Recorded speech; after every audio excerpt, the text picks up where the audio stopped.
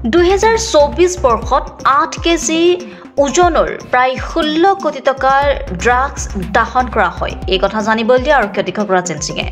প্ৰতিমাহে ড্ৰাগছ দাহন কাৰ্যসূচী ৰূপায়ণ কৰা হয় যাতে ইয়াৰ অপব্যৱহাৰ নহয়। মহামান্য উচ্চতম ন্যায়ালয়ৰ নিৰ্দেশ মৰ্মে গোলাঘাটৰ বগৰীচেং আৰক্ষীৰ বিশেষ খেলপথাৰত আজি 61.34 গ্ৰাম হেৰোইন আৰু ভাং যাৰ মূল্য 12,31,000 টকাৰ মূল্যৰ ড্ৰাগছ দাহন কৰা হয়। গোলাঘাট জিলা ড্ৰাগছ সৰবৰাহৰ মূল কৰিডৰ। ইয়াৰ পৰাই অসমৰ বিভিন্ন প্ৰান্তলৈ সৰবৰাহ হয় ড্ৰাগছ। পূৰ্বত কম আছিল যদিও 2024 বৰ্ষত সৰ্বাধিক 24 কোটি টকাৰ ড্ৰাগছ দাহন কৰা হৈছে। অৱশ্যে এনচিপিৰ মতে 16 কোটি বজাৰৰ মূল্য প্ৰায় দুগুণ হ'ব।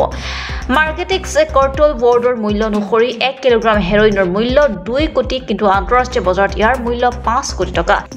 সৰবৰাহ কৰা বন্ধ কৰিব পাৰোঁ, কিন্তু সমাজত ড্ৰাগছ সেৱন কৰা লোকক ৰোধ কৰিবলৈ সমাজৰ প্ৰতিটো স্তৰৰ লোকৰ এই ক্ষেত্ৰত কাম কৰিব লাগিব, যাৰ বাবে বিদ্যালয় মহাবিদ্যালয়ৰ লগতে গাঁও চহৰ সকলোতে সজাগতা আনিব লাগে যাতে ড্ৰাগছ যে মাৰাত্মক যে পৰিয়াল ধ্বংস কৰে, সমাজ ধ্বংস কৰে, এই সকলোবোৰ চাহিদা নোহোৱা কৰিবৰ বাবে সমাজৰ বাবে আমি সকলো একেলগে কাম কৰিব লাগিব।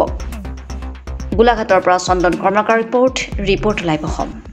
হয়, 2024 চনত আমাৰ actually more than 16 crore value আছিলে, 16.88 crore, আৰু more than 8 কেজি আপোনাৰ হেৰোইন আছিলে।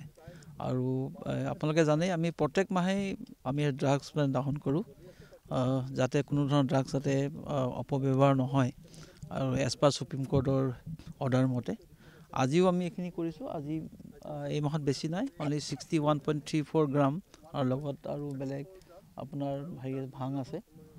টোটেল 12,31,000 মানে টোটেল ভেলুৱেশ্যন। মানে গোলাঘাটলৈ যথেষ্ট পৰিমাণৰ ড্ৰাগছ সৰবৰাহ হয়। Golaghat actually main transit road, আপোনাৰ আপাৰ আছামলৈ হওক বা আপোনাৰ অসমৰ বিভিন্ন জেগালৈ যেতিয়া ড্ৰাগছ যেতিয়া যায়, এইটো হ'ল আপোনাৰ মেইন ট্ৰানজিট ৰোড, সেইকাৰণে ইয়াতে অলপ বেছি হয়। অৱশ্যে 2024 চনত আমাৰ যিটো চিজাৰ, সেই চিজাৰৰ মানে এইটো পৰিমাণ সেইটো অলপ বেছি, আগতে কম আছিলে।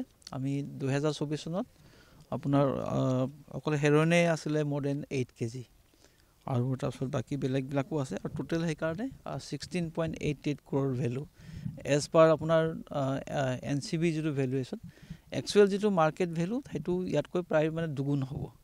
মাৰ্কেট যিটো প্ৰাইচ, যিটো ষ্ট্ৰীট প্ৰাইচ বুলি কয়, সেইটো বেলেগ, কিন্তু as per NCB narcotics control bureau যিটো মানে আপোনাৰ ফিক্স ৰেট, সেইটো মতে পাৰ কেজি হেৰোইনৰ ভেলু হ'ল 2 crore, কিন্তু ইণ্টাৰনেশ্যনেল মাৰ্কেটত বা আমাৰ যিটো ষ্ট্ৰীট প্ৰাইচ থাকে তাতে আপোনাৰ এইটো 5-6 কোটিলৈকে যায়।